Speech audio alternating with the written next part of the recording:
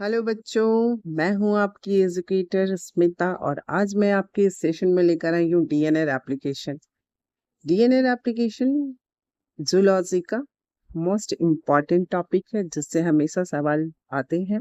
हमेशा question paper में इससे सवाल आ ही जाते हैं, चाहे वो कंपटीशन लेवल पे हो या सिलेबस में एग्जाम, कोई भी एग्जाम हो, उसमें इससे क्वेश्चन आते ही हैं। इसलिए आज हम पढ़ेंगे डीएनए एप्लीकेशन। इस पर शुरू करते हैं हम लोग इसकी कुछ बेसिक्स जानकारी के बाद डीएनए के बारे में। तो सबसे पहले डीएनए को डिस्कवर किया था फ्रेडरिक मेशर ने 1869 में, जो कि एक जर्मन बायोलॉजिस्ट थे। और इसके मॉडल को वाटसन एंड क्रिक मॉडल हम लोग जानते हैं। 1953 में डबल हेलिक्स मॉडल बताया था। मॉडल हम सब ने देखा रखा है। मॉडल कैसा होता है? Model just like DNA double helix model. हम सब जानते हैं कि डीएनए डीएनए के बारे में थोड़ा जानकारी ले लेते हैं कि कहाँ।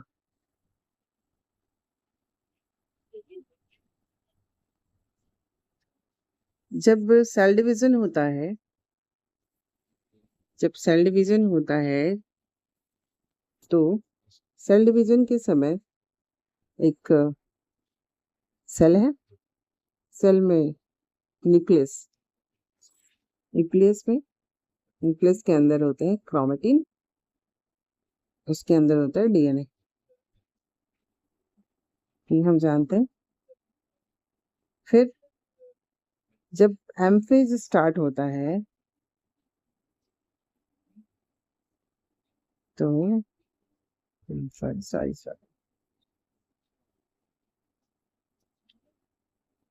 इंटरफेज आता है। इंटरफेज स्टेट में G1 होता है, एस फेज होता है, G2 होता है, एम होता है। ये हम जानते हैं।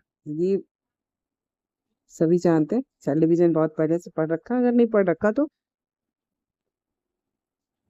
पहले इसे पढ़ना पड़ेगा, तभी एप्लीकेशन के बारे में कुछ जानकारी मिलेगी। डीएनए रेप्लिकेशन जो होता है एस फेज में होता है। This is the phase where DNA replicate. Okay,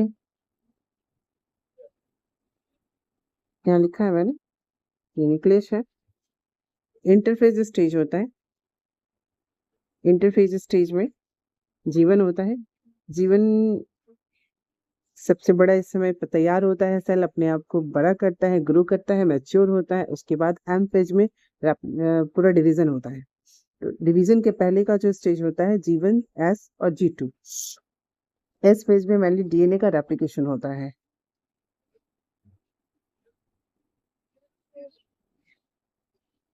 DNA का रेप्लिकेशन जानते हैं, डीएनए एक फॉस्फोडाइस्टर बॉन्ड से जुड़ा रहता है और सुगर फॉस्फेट ये जो है, शुगर फॉस्फेट फॉस्फेट शुगर, या फॉस्फेट है, शुगर है। इसका बैकबोन जो बना रहता है फॉस्फेट और शुगर से बना रहता है। दो बेस जुड़े रहते हैं, प्यूरिन और पिरामिडिन। प्यूरिन और पिरामिडिन एक मिनट। प्यूरिन होता है, प्यूरिन जो होता है एडेनिन गुआनिन। और पिरामिडिन जो होता है, पिरामिडिन वो होता है साइटोसिन थाइमिन।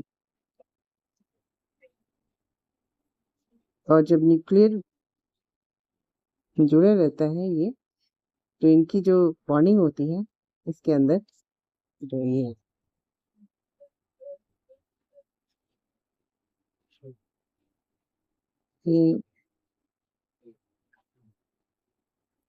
माना कि ये मेरा हमारा न्यूक्लियर बेस है।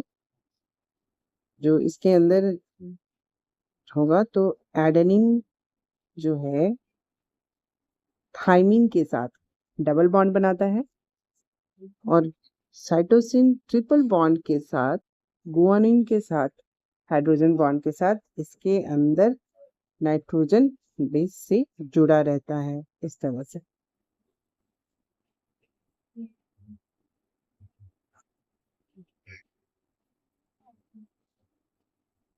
ऐसे करके देख लेते हैं। यहाँ पे अगर जी ये टीसी है तो सी के आगे यहाँ सही नहीं हो रहा है। मान लिया यहाँ डीएनए है,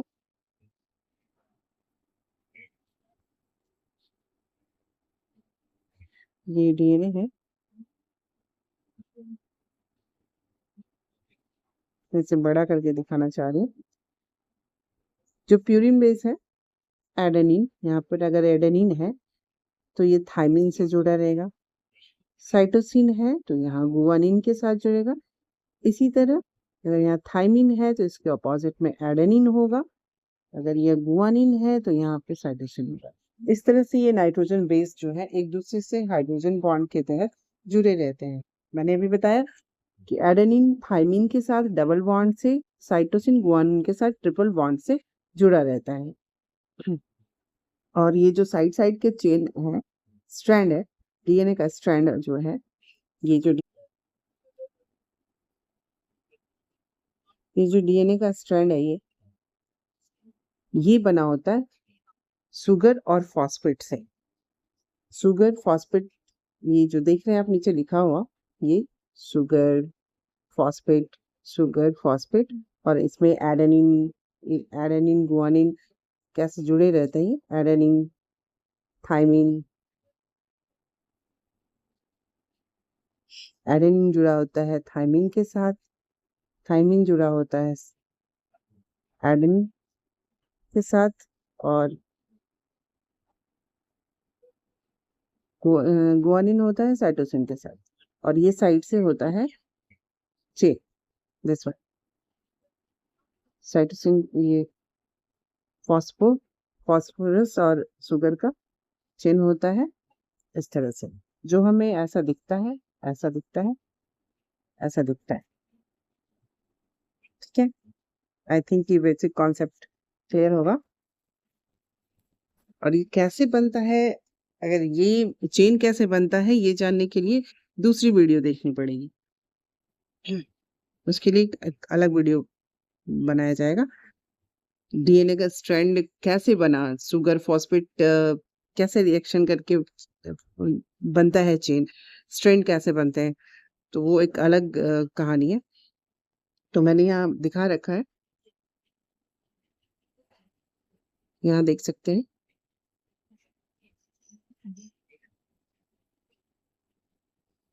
ये सुगर फॉस्फेट चेन के द्वारा जो रहता है। एक मिनट इसमें मैंने दिया है, दिखाते हैं कहाँ है, कैसे बनता है। ये पेंटोज शुगर है, सभी को पता ही होगा क्योंकि ये तो डीएनए का बेस है। ये पेंटोज शुगर होता है और इसकी 1 नंबरिंग कर देते हैं, 1 2 3 4 5। यहाँ पे H है, ये H हाइड्रोजन होता है, यहाँ पे OH होता है। This is the most important OH point. 3 prime, 3 prime से OH जुड़ा रहता है और 5 प्राइम से ये फॉस्फेट जुड़ा रहता है। ये OH और ये शुगर इस तरह से जुड़े रहते हैं। ये नाइट्रोजन बेस है, नाइट्रोजन बेस 1 प्राइम से जुड़ा रहता है, 3 प्राइम से OH जुड़ा रहता है। ये मैं अलग से बना के दिखाती हूँ।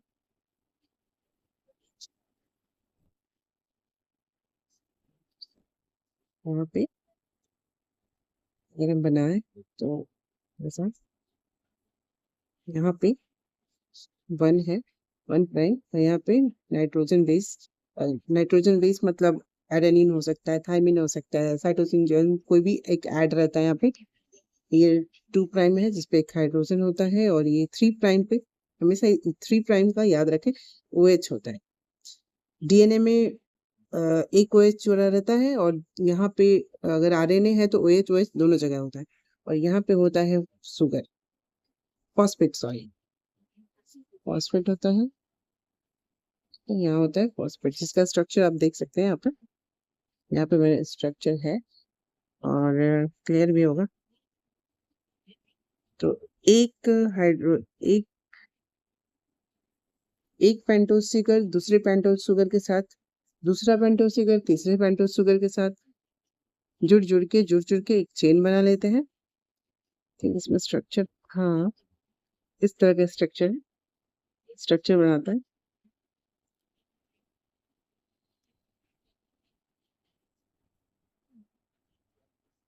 चेक करते हैं, हाँ यहाँ पर इस तरह से शुगर, पेंटोज शुगर, और ये जो लास्ट का OH और इसका फॉस्फोरस, फॉस्फेट, ये OH फॉस्फेट ऐसे शुगर चेन बनती जाती है, और डीएनए का स्ट्रैंड बनता जाता है। अब हम देख लेते हैं रेप्लिकेशन के बारे में। डीएनए का रेप्लिकेशन, मान लीजिए कि ये आ गया हमारा एस फेज, ठीक है, ये एस फेज मान लेते हैं, एस फेज है, एस फेज में ये एस फेज है, एस फेज में डीएनए का रेप्लिकेशन होना है, डीएनए मैच्योर हो गया है, ठीक है, इंटरफेज में है, यही यहाँ से डीएनए के रेप्लिकेशन होने के बाद वो G2 फेज में जाएगा, G2 से माइटोसिस में जाएगा, और माइटोसिस में ही इनका डिवीजन हो जाएगा। यहाँ पे ये सिर्फ अपने आप को डबल करते हैं, एस फेज में डीएनए अपने आप को डबल कर लेता है और रेप्लिकेशन स्टार्ट करता है। जब भी रेप्लिकेशन स्टार्ट होता है तो उसके लिए क्या क्या चीजों की जरूरत होती है, ये हम यहाँ देखें। पहला है ओराइसाइट। ओराइसाइट क्या होता है? ओराइसाइट वो होता है जहां से, मान लिया कि अगर ये डीएनए है और ये रेप्लिकेशन स्टार्ट होगा, तो कहीं से तो खुलना शुरू करेगा, तो जहां से वो खुलना शुरू होता है, अगर मान लिया यहाँ से शुरू हो रहा है ये खुलना, सब जगह ऐसे ऐसे इंगेज है डीएनए, आखिर कहाँ से शुरू होगा? एक ओटी साइट, ORI साइट होता है जहां से, और ये एटी रिच होता है, नीचे लिखा है एटी रिच, यहाँ पे एटी रिच सीक्वेंस होती है। ORI साइट वहीं पे होता है जहाँ पे एटी रिच सीक्वेंस होता है। सीक्वेंस मतलब, क्या है कि जैसे ये, ओके, ये जो एटी AGT से GT जो चल रहा है, ये लाइन से, मान लिया कि यहाँ पर A है, C है, G है, ऐसे सीक्वेंस चलता जा रहा है, T है, A है, G है, इस तरफ से A है तो इधर T जुड़ेगा, इधर C है तो यहाँ G जुड़ेगा, यहाँ पे G है तो C जुड़ेगा, तो इस तरह से सीक्वेंस चलता जा रहा है। तो ये सीक्वेंस कहाँ पर खुलना सबसे पहले कहाँ से स्टार्ट होगा? ये है eighty rich sequence. Eighty rich sequence क्यों कह रहे हैं हम इसे? हमें पता है कि एटी रिच सीक्वेंस जो है, एटी रिच सीक्वेंस जो है, अभी मैंने बताया था कि फ्यूरिन जो बेस जो होती है, जो ए और टी के बीच डबल बॉन्ड होता है, और सी और जी के बीच ट्रिपल बॉन्ड होता है। तो अगर तोड़ना हो तो सबसे पहले वीक बॉन्ड ही टूटेगा, डबल बॉन्ड टूटेगा पहले। इसलिए जब भी रेप्लिकेशन स्टार्ट होगा, जब भी डीएनए का खुलना स्टार्ट होगा, तो वो एटी रिच सीक्वेंस से ही स्टार्ट होता है। अच्छा, पहले तो रेप्लिकेशन में होता क्या है? Replication means what? रेप्लिकेशन में डीएनए जो है, डीएनए अपनी ही कॉपी बनाता है। डीएनए से डीएनए का बनना, डीएनए से डीएनए का बनना, दैट इज कॉल्ड रेप्लिकेशन।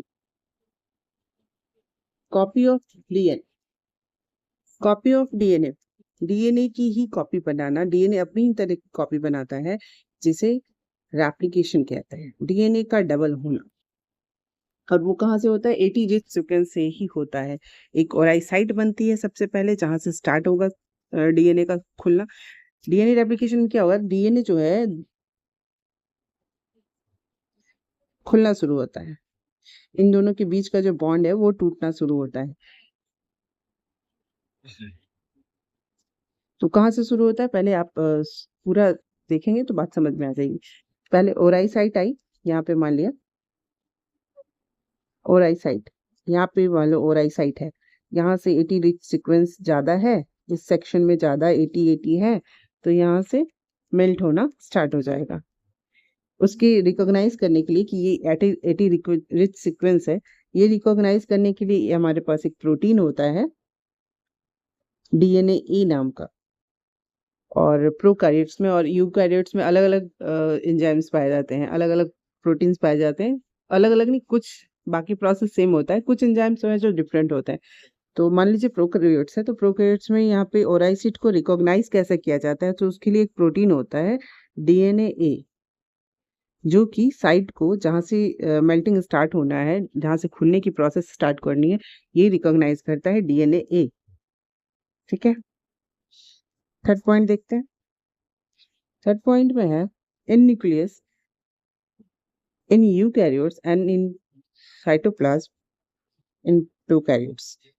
ये लिख रहा है कि जब अगर यूकैरियोट्स है तो रेप्लिकेशन न्यूक्लियस के अंदर होगा, और अगर प्रोकैरियोट्स है तो डीएनए का रेप्लिकेशन साइटोप्लाज्म में होगा।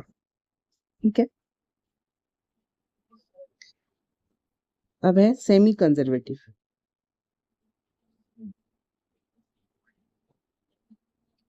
DNA replication is semi conservative. Semi conservative कहने का क्या मतलब है? ये कुछ पॉइंट्स हैं जो डीएनए, इस इतना इसका पॉइंट्स है जो ये होना है डीएनए रेप्लिकेशन में, ऐसा ही होता है डीएनए रेप्लिकेशन में। सेमी कंजर्वेटिव कहने का क्या मतलब है? तो डीएनए जो है तो ये अपनी ही तरह कॉपी बनाता है। मान लिया एक ये है, एक ये है, अगर एक ये पुराना दोनों स्ट्रैंड खुल गया, ये दो स्ट्रैंड है, दोनों स्ट्रैंड खुल गया। ठीक है, अब दोनों स्ट्रैंड खुल गया, और एक ये पैरेंटल है, ये क्योंकि ये पुराने हैं, ये पैरेंटल है, ये पैरेंटल है। सॉरी, इस कलर से नहीं दिखा के मैं दूसरे कलर से दिखा देती हूँ। सॉरी, रेड कलर का जो है ये पेरेंट्स डीएनए है। ठीक है, अब मैं डीएनए से जो नया डीएनए बने, डीएनए सेमी कंजर्वेटिव का मतलब यही है कि जो एक एक जो होता है पुराना डीएनए होता है पेरेंटल, एक दूसरा इसके ऊपर जो बनता है वो होता है न्यू डीएनए। और सेमी कंजर्वेटिव कहने का मतलब यही है कि आधा पेरेंटल आधा न्यू जो रेप्लिकेट होके बनता है, यही बनेगा। इसी को हम सेमी कंजर्वेटिव कहते हैं कि आधा पुराना आधा नया। कुछ कैरेक्टर पेरेंट्स के आते हैं, कुछ न्यू आते हैं। हमारे अंदर की जो कैरेक्टर्स आते हैं, हमें पता है कि वो डीएनए के कारण आते हैं। हमारे डीएनए ही तो जीनोम है, जीनोम है, और जीनोम पे ही हमारी लाइफ बेस्ड है। तो डीएनए से जो भी कैरेक्टर आते हैं, डीएनए के अंदर जीन होता है, जिन से कैरेक्टर आते हैं, और जिन आधा पेरेंटल होते हैं, आधा जो न्यू स्ट्रैंड बनता है जब रेप्लिकेट होकर, वही कैरेक्टर हमारे अंदर पास आउट होता है जनरेशन बाय जनरेशन। तो सेमी कंजर्वेटिव का मतलब यही होता है कि एक पेरेंटल एक न्यू। जो पेरेंटल है वो रेड वाला है, और जो न्यू है वो ग्रीन कलर का न्यू स्ट्रैंड बनाया मैंने। रेप्लिकेशन में यही होता है। आगे देखते हैं। Individual strand of DNA are pro manufactured in different direction producing a leading and lagging string Okazaki fragments. इसको मैं बाद में पढ़ाती हूँ, बाद में इस पॉइंट्स पे आते हैं हम लोग। पहले हम लोग देखते हैं कि रेप्लिकेशन, हाँ, रेप्लिकेशन करने के लिए हमें क्या क्या चाहिए होता है। अगर किसी चीज को डिवाइड करना है, अगर एक से दो पार्ट में वो चीज बट रहा है, डिवाइड हो रहा है, तो हाउ कैन इट? तो इसके लिए हमें टेम्पलेट चाहिए। टेम्पलेट कहने का मतलब क्या है कि अगर हम ये डीएनए बना रहे हैं, डीएनए, ये डीएनए है, डीएनए से डीएनए को बनाना है, तो डीएनए से डीएनए को बना रहे हैं, तो एक डीएनए पैरेंटल होगा, रेड कलर नहीं देती हूँ,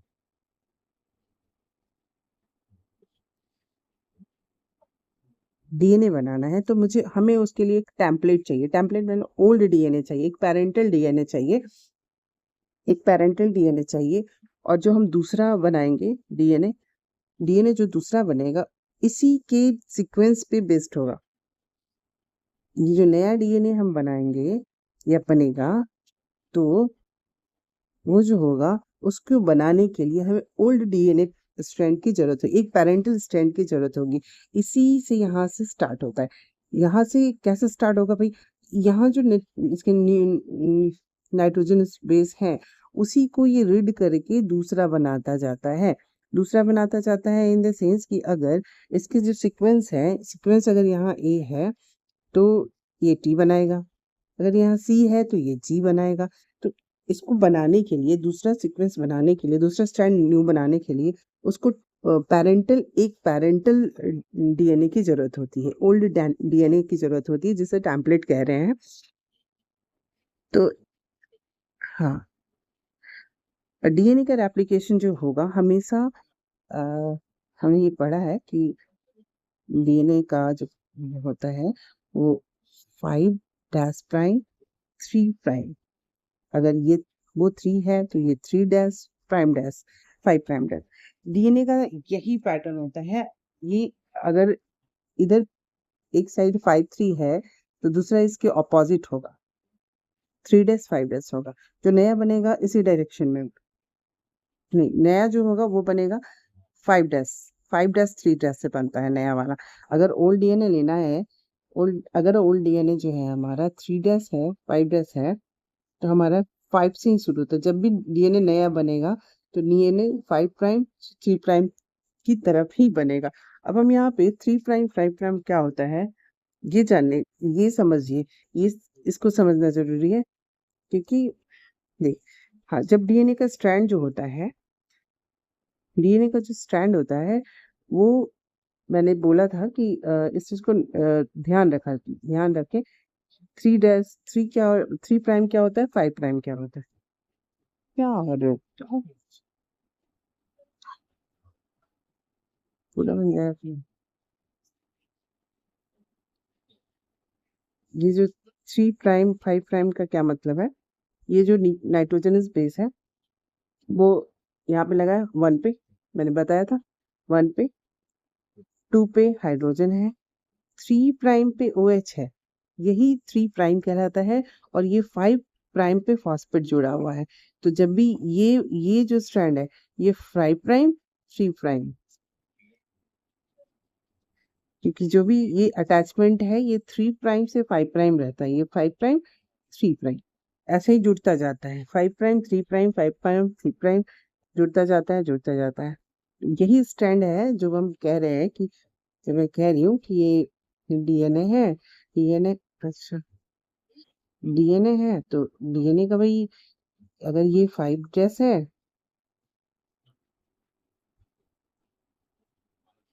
तो ये ऑपोजिट होगा 3', ये 5'।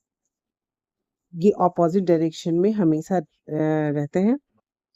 क्यों रहते हैं, क्योंकि इनका स्ट्रैंड इस तरह का जोड़ा रहता है। यहाँ पे 3' है, 5', 3', 5' इसी तरह से जुड़े रहते हैं। और जब भी रेप्लिकेशन स्टार्ट होगा एक टेम्पलेट से, जो मैंने कहा था, एक टेम्पलेट से एक टेम्पलेट से जब भी दूसरा डीएनए बनेगा तो ये ओल्ड डीएनए है, पैरेंटल डीएनए, ओल्ड डीएनए को पैरेंटल डीएनए कह सकते हैं। तो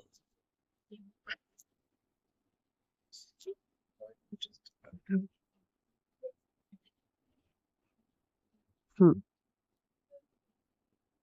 मटेरियल एंड एंजाइम से मिलकर है। पहले हमें एक डीएनए टेम्पलेट्स की जरूरत होती है, जो कि ओल्ड डीएनए चाहिए, उसी को रीड करके नया जो डीएनए बनेगा उसी को रीड करके बनेगा, ठीक है।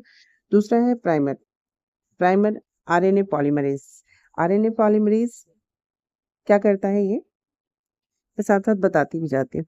आरएनए पॉलीमरेज, जैसे कि हमने यहाँ पर डीएनए डीएनए बनाया,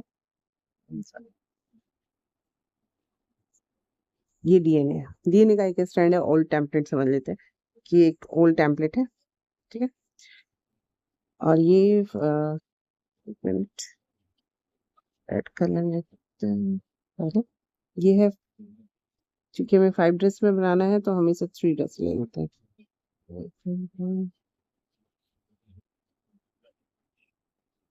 ये 3 ड्रेस है, 5 ड्रेस है। हम जानते हैं कि इसे जब भी नया डीएनए बनेगा वो 5 से 3 बनेगा। तो यहाँ 3 है तो 3 से स्टार्ट नहीं होगा, यहाँ से 5 से स्टार्ट होगा। हम ऐसे बनाते हैं 5 डैश टू 3 डैश। टेम्पलेट जब भी नया बनेगा तो उसे उसके लिए हमें सबसे पहले प्राइमर ऐड होता है, डीएनए पॉलीमरेज। डीएनए पॉलीमरेज सबसे पहले डीएनए यहाँ के, जैसा कि इस डायग्राम में हम देख सकते हैं कि स्ट्रैंड साइड से स्ट्रैंड दिख रहा है। ये sugar phosphate, sugar phosphate, sugar phosphate, sugar phosphate, ये है। और बेस पेयर्स बीच में जुड़े हैं, हाइड्रोजन उनसे एडेनिन ग्वानिन, और इस साइड से भी दोनों स्ट्रैंड जुड़े हुए हैं। ये जो पिक्चर है, ये डायग्राम है, ये पेंटोज शुगर है। यहाँ से यहाँ तक, यहाँ से फॉस्फेट जुड़ा हुआ है, आप देख सकते हो। और इधर नाइट्रोजन बेस हुआ है। ये हमारा डीएनए का एक साइड का स्ट्रैंड है। और ये OH जुड़ा हुआ है।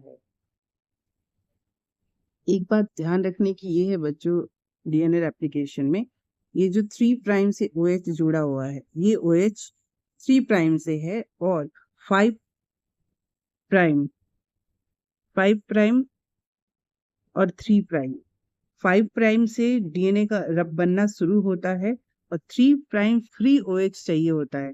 यहीं से और भी बेसेस जुड़ते हैं, जो भी जोड़ेंगे बेस तो OH साइड से ही जुड़ेंगे, इस बात को ध्यान रखना है। और ये है साइटोसिन, साइटोसिन गुआनिन, ये तीनों ट्रिपल बॉन्ड से बने रहते हैं, जैसा कि यहाँ देखा जा सकता है। ये साइटोसिन है, साइटोसिन का स्ट्रक्चर, गुआनिन का स्ट्रक्चर, और ये ट्रिपल बॉन्ड से बने हुए हैं। ये बॉन्ड दिख रहा है इन दोनों का, ये बॉन्ड है, 3 ट्रिपल हाइड्रोजन बॉन्ड से बना हुआ है। और ये थायमिन और एडेनिन का डबल बॉन्ड से जुड़ा हुआ है। बॉन्ड यहाँ है।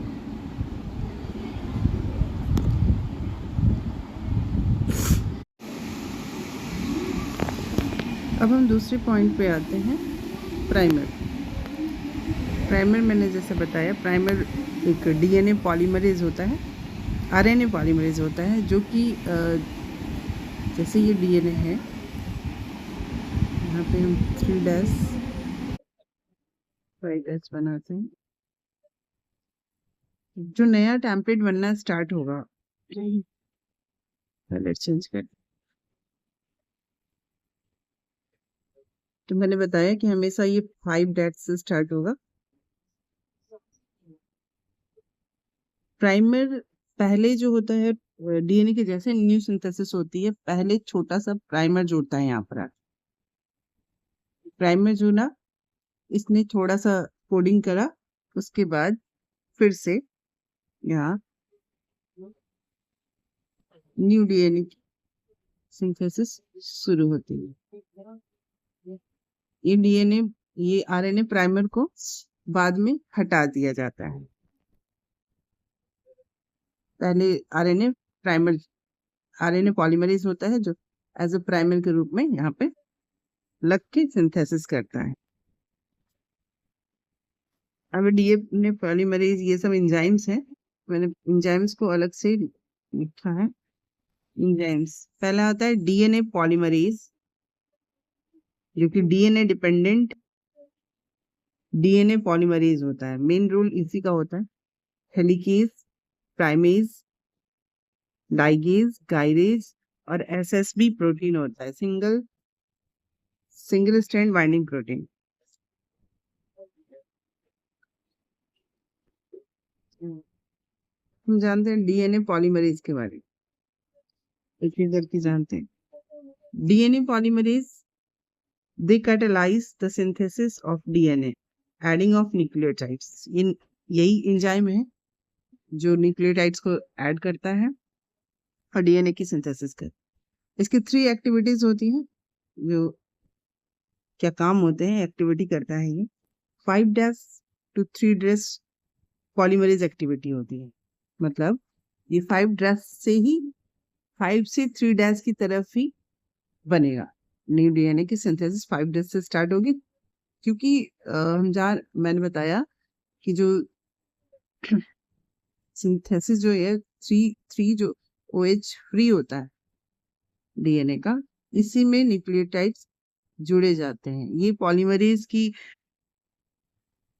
एक्टिविटी यही होती है कि जब तक मुझे ये 5 to 3' प्राइम नहीं मिलेगा, 3OH का फ्री नहीं मिलेगा, फ्री एंड, तो ये तब तक न्यूक्लियोटाइड ऐड नहीं कर पाएगा। ये डीएनए पॉलीमरेज की एक्टिविटी है, इसकी नीड है। जब उसे 3OH फ्री मिलना चाहिए।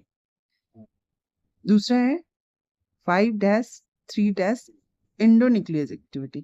एंडोन्यूक्लियस एक्टिविटी का मतलब होता है कट करना। ये जहां पर एडर होता है या उसको कट करता है। और 3' to 5' एक्सोन्यूक्लियस एक्टिविटी, क्योंकि डीएनए पॉलीमरेज के पास प्रूफ रीडिंग की भी एक्टिविटी होती है। उनके पास ये प्रॉपर्टी होती है कि अगर कोई एरर आ रहा है सीक्वेंस में, जैसे ए के साथ टी होता है, तो अगर मान लीजिए कि ए के साथ सी आ गया या जी के साथ टी आ गया, तो यहाँ पे एरर हो जाएगा।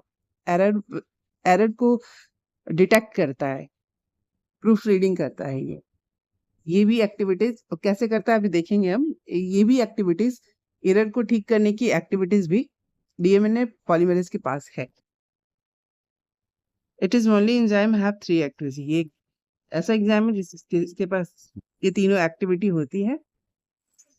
यहाँ पे देख रहे हैं direction of primer is 5' to 3' और फ्री OH मिलता है। ये दिख रहा है, ये ओल्ड टेम्पलेट है और यहाँ पे प्राइमर जोड़ा है जो कि 5 से 3 एंड जाएगा और यहाँ पे फ्री OH होना चाहिए, तभी यहाँ से फिर न्यू डीएनए की सिंथेसिस हो पाई। OH से ही जुड़ता है।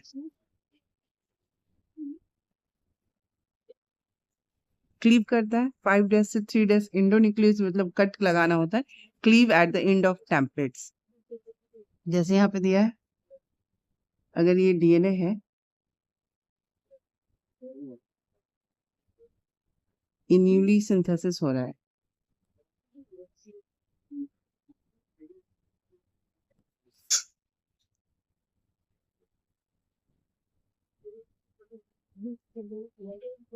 क्लीव करता है, कट लगाता है। अगर कोई एरर आ गया या प्राइमेज को हटाना है तो कट करता है।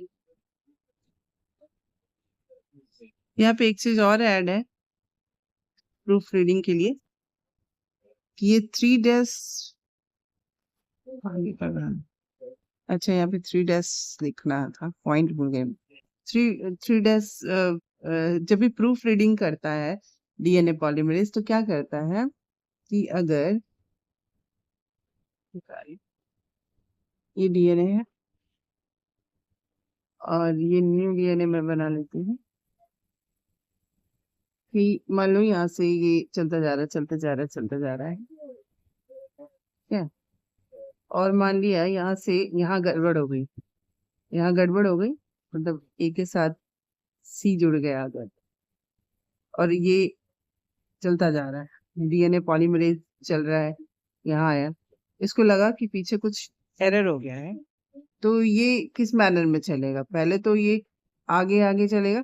अगर इसे लगता है कि नहीं, पीछे कुछ एरर है, तो ये यहाँ से मुड़ता है और फिर पीछे की तरफ आएगा डिटेक्ट करने। तो इस डायरेक्शन में करता है, तो ये 3' इधर आ जाता है, 5' इधर आए, तो 3' to 5' प्रूफ रीडिंग के लिए होता है कि ये बैक में जाएगा, चलेगा चलेगा चलेगा, बैक की तरफ घूमेगा, चलेगा चलेगा चलेगा, जहां से एरर दिखा वहां उसे ठीक किया, कट किया, उसको ठीक किया उस सीक्वेंस को, फिर पलट जाएगा आगे की तरफ और फिर सीधा चलने लगेगा। ऐसा इनका यही एक्टिविटी है। यहाँ से मान लिया यहाँ से बैक गया, यहाँ पहले ये मुड़ेगा। ये आदमी अगर इधर इधर है तो ये फिर वापस बैक मुड़ता है, फिर चलता है, यहाँ काम कर लिया, फिर ये यहाँ से मुड़ा, फिर ये सीधा चल गया।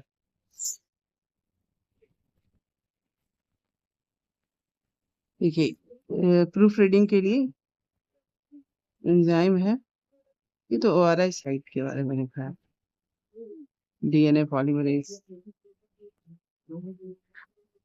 फूक बनाता है।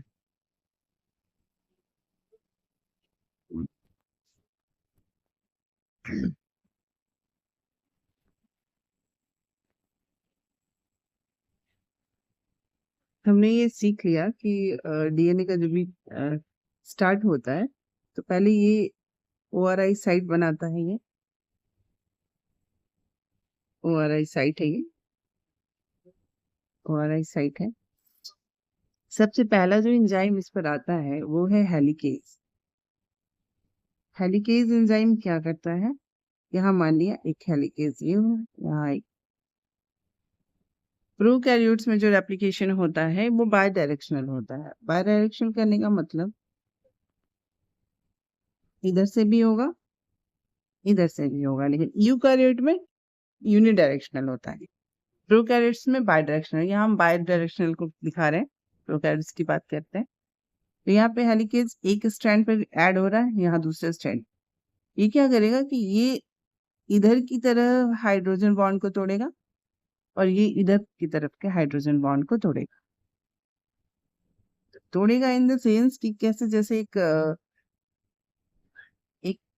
कोई भी एक रस्सी है, ठीक है, और इसे यहाँ पे एक हेलिकेज मान लेते हैं और यहाँ पे एक टेम्पलेट है, दोनों हाइड्रोजन बॉन्ड से जुड़ा है।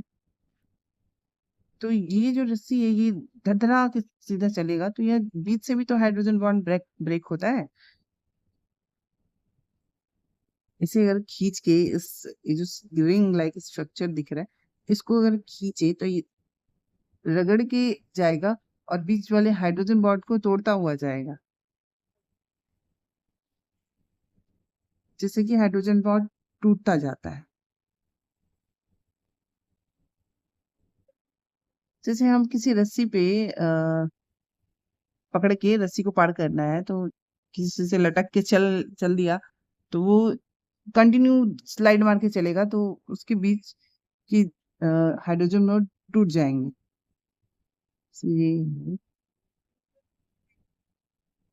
ये यहाँ पे लगा, ये ऐसे जैसे जैसे इनके बीच का हाइड्रोजन बॉन्ड ब्रेक हो जाता है और ये ऐसे दिखते हैं। धीरे धीरे ये इधर इस साइड से चलते हैं, इस तरह से जाएगा। हाँ, मैंने बताया कि प्रोकैरियोट में तरह खुलते जाएगा, जब ये खुल जाएगा तो हम इधर आदि को लेके देखें तो ऐसा एक फोक बनता है। इसको रेप्लिकेशन फॉक कहा जाता है, ठीक है।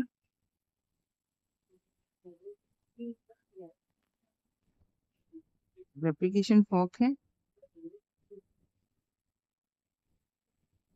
बड़ा करके बनाते हैं।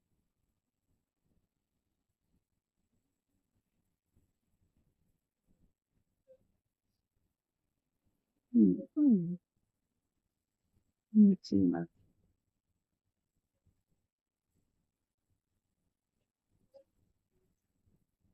ये है 5 ड्रेस, 3 ड्रेस बनाना, तुमने 5 ड्रेस बना, कहाँ पे 5?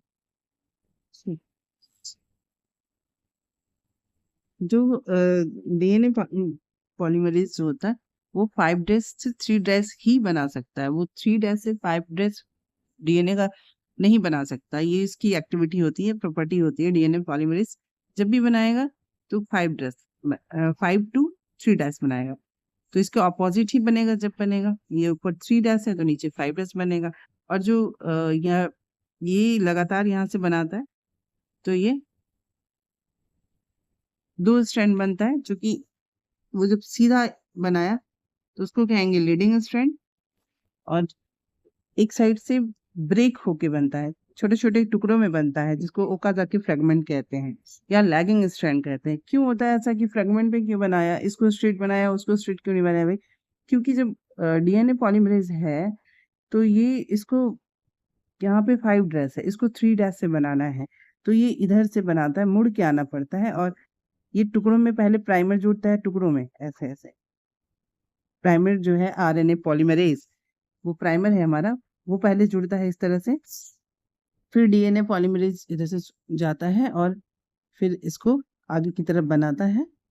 और बाद में जो गैपिंग होती है, प्राइमर को हटाया जाता है आरएनए पॉलीमरेज को, और लाइगेज इसको गैप को सील कर देता है। तो ये जो टुकड़ों में बनता है उसको कहते हैं लैगिंग स्ट्रैंड। देख रहे हो, ये है लैगिंग स्ट्रैंड। जो टुकड़ों में बनता है वो होता है लैगिंग स्ट्रैंड, और ये जो कंटिन्यू बनता है वो है लीडिंग स्ट्रैंड। इसमें कोई ब्रेक नहीं होता है।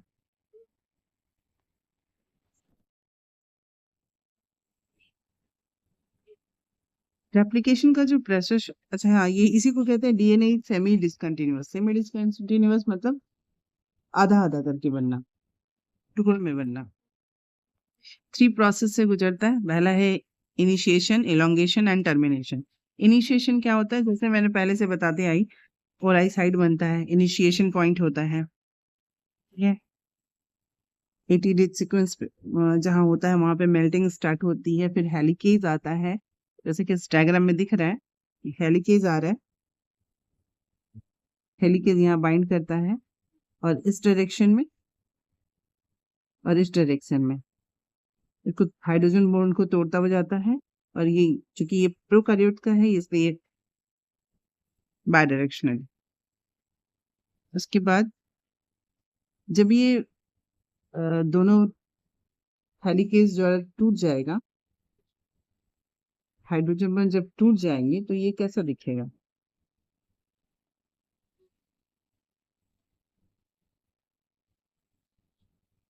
जब बीच से टूटना स्टार्ट होगा तो ऐसा दिखेगा। जब ये बीच से टूटना स्टार्ट होगा तो ये फिर जुड़ सकता है, आपस में फिर मिले नहीं। इसके लिए हमारे पास एक आता है एसएसबी प्रोटीन।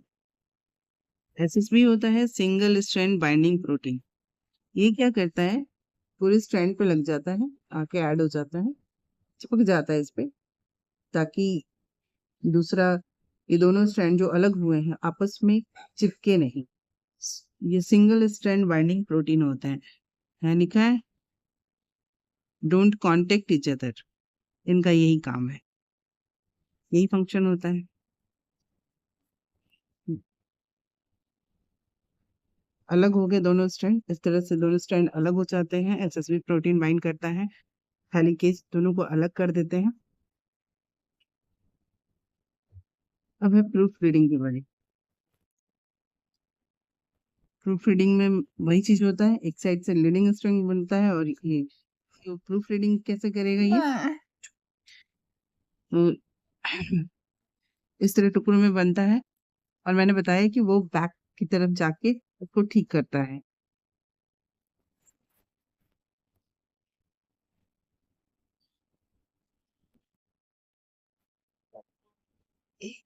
बस यही प्रोसेस हो जाता है। यहाँ से वो दो हिस्से में बट जाता है, फिर रेप्लिकेट होके एक नया, यहाँ से ये रेप्लिकेट हो जाता है, ये इस डायरेक्शन में बनता है, इस डायरेक्शन में बन जाता है, और ये बाद में लाइगेज आके इनको जोड़ जाता है। लीडिंग स्ट्रैंड है, ये लाइगिंग स्ट्रैंड है। फिर दो स्ट्रैंड बन जाते हैं, एक ये बना ऊपर वाला, एक मतलब पहले क्या एक डीएनए था, एक डीएनए था, अब इससे बन गए एक पेरेंटल, एक पेरेंटल, एक इधर का, इधर का, दो स्ट्रैंड खुल गए। अब नया स्ट्रैंड बन गया। तो ये रेप्लिकेट हो गए, अपनी ही कॉपी बना ली। डीएनए ने 2 कॉपी बना ली अपनी। इसमें जितने एंजाइम है मैंने बता दिया जितने। अगर आपको वीडियो अच्छी लगती है तो please like and subscribe. Thank you.